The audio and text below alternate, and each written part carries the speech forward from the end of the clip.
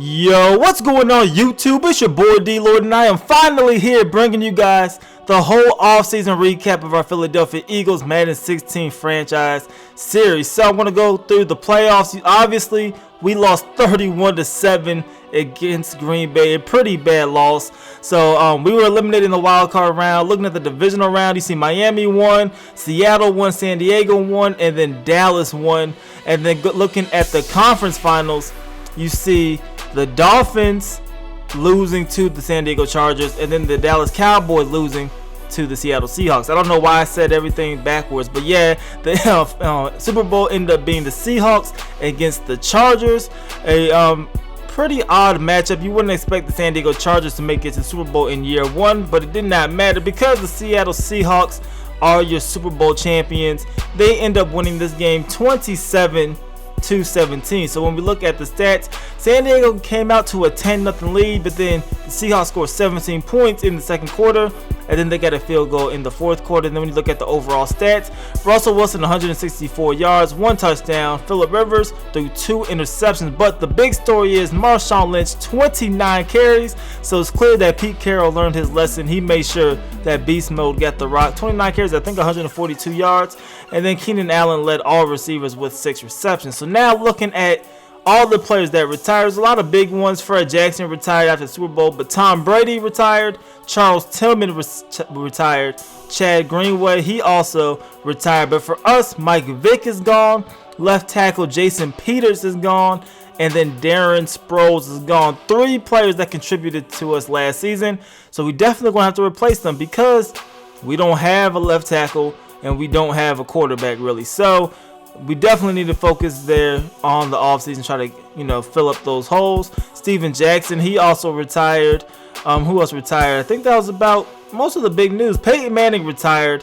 I know that Charles Woodson retired. James Harrison, he also hung it up as well.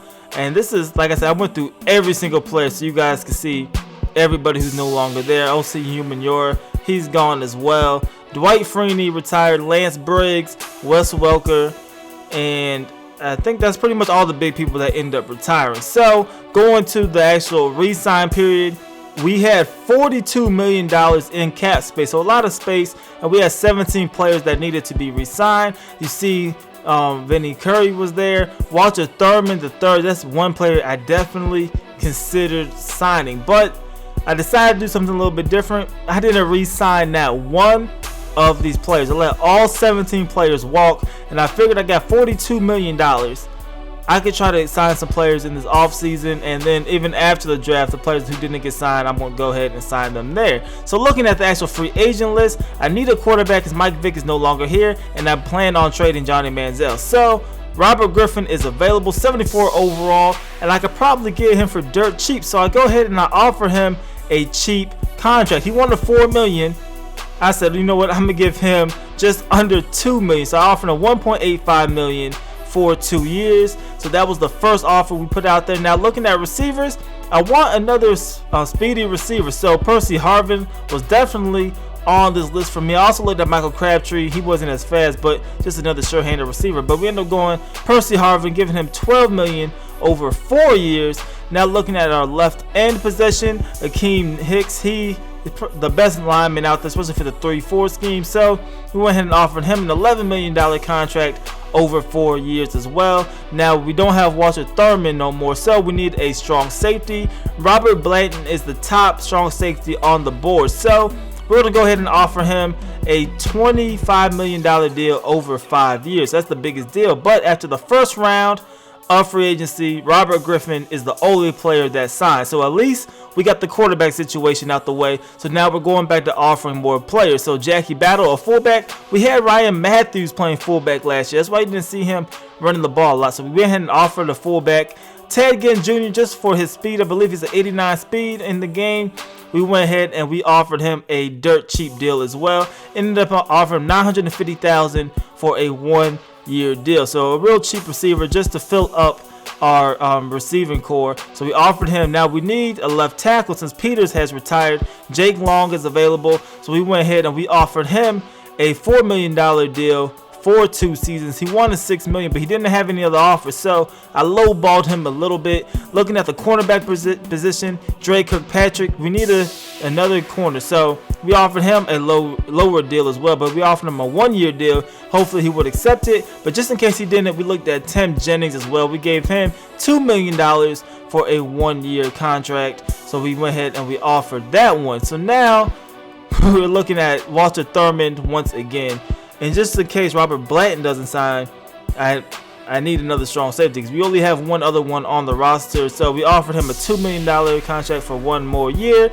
but the only player that signed in that whole stage was Ted Ginn Jr. So 2 stages, no success so far. We're going back to the drawing board to offer another left tackle. Hopefully he will sign. So we're going to the final part, the final stage, and look at all these rejections. Pretty much everybody declined our offers, but we did get a couple people. We signed Percy Harvin, we signed Akeem Hicks, we signed Hairston, Tegan Jr., and RG3.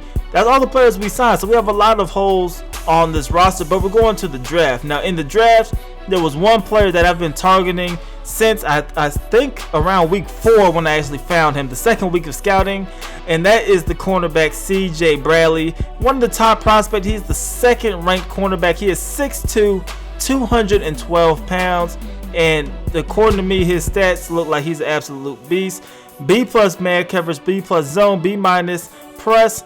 He's the 2nd cornerback, so I definitely want to try to get him. The Raiders, with their 1st overall pick, they went with the receiver. But now we're at pick number 10. I see with the 9th pick, the Bears, they drafted a cornerback. So I know I need to try to trade up because the next cornerback on the board is my guy. So I'm offering a 1st-round pick in Johnny Manziel to the Lions, hoping that they would accept it, and they end up declining my trade offer. I do know they have Matthew Stafford, but I'm trying to get rid of Johnny Manziel. So now the Cleveland Browns are back up with the 11th pick. Why not go ahead and offer them the exact same trade? So I do the same thing, and this time they are going to actually accept the offer. Now this is crazy because I just traded for Johnny Manziel earlier, and now I gave it right back to him. So I guess they're happy. They end up getting the 1st-round pick out of it, and the 4th-round pick that I traded them earlier out of it. So they get Johnny Manziel. All they did was drop 10 spots. Now I'm going to get my guy CJ Bradley. He's available still with the 11th overall pick, and we select him, and he is an 80 overall cornerback, 91 speed, 86 man, 87 zone coverage. He could definitely play as our number 2 cornerback. So I'm happy we finally got him.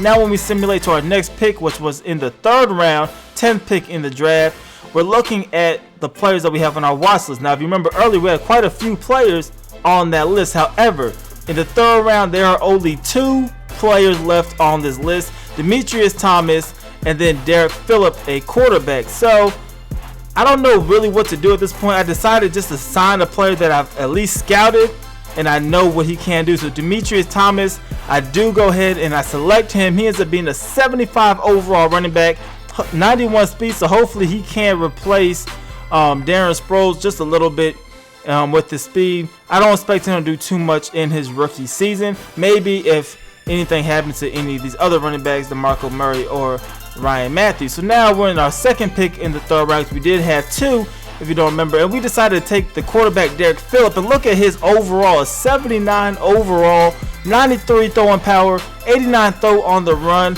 and 87 speed for the quarterback out of Houston. He was originally projected as the 5th round quarterback. He's the 25th overall player in terms of true talent, which is your overall. So a major steal there. Look like we have a quarterback for the future, and we got him in the 3rd round, so he should have a relatively cheap contract moving forward. Now with our 5th round pick, we go ahead and take Rico Phillips, a strong safety. He only ends up being a 65 overall, but we needed a safety and we had nobody else on our watch list really. So now we're just kind of really randomly picking a little bit here. 6th round, we go with the receiver Thomas Woods. He was 6'2", but he ends up not being that good as well. Now with the 7th round pick, we go to another receiver. This one is 6'4", Gordon Coleman, 68 overall, and we just got him for his size. So now we need to sign some players. So we do go ahead and sign a strong safety because we definitely need one. We didn't have a good one. Dylan Hart, we got him just solely because he's a 97 speed. We got another cornerback